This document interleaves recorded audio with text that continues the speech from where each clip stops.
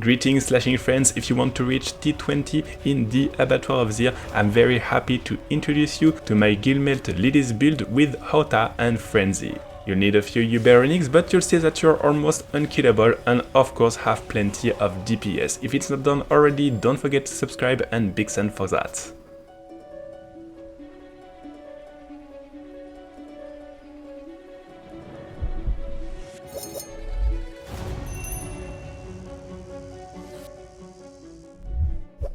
For the skill, you want to play HOTA as our main DPS spell, and the shot, in order to be unstoppable, grants you some fury. Here you want to have additional life and also some damage reduction, and this one to grant you breathtaking and to get some fortification and also increase your damage. You'll play Frenzy in order to grant you some damage reduction, and last one, the ultimate. For the expertise, you want to play the 200 axes in order to increase your damage to vulnerable enemies.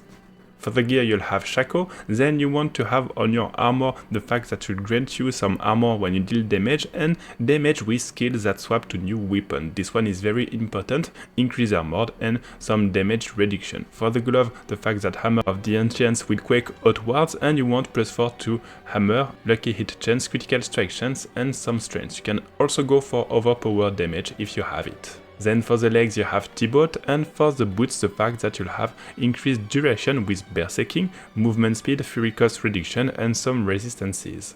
For the weapon, additional damage on your core skill when you have max fury and damage while berserking, strength, overpowered damage and so on. For the second one, you want increased damage based on your primary resource, Doombringer and Grandfather. When you're facing bosses, make sure to swap this weapon in order to enjoy the 40% bonus damage instead of this one, because we won't be a max fury against the elites in the Abattoir of Zir.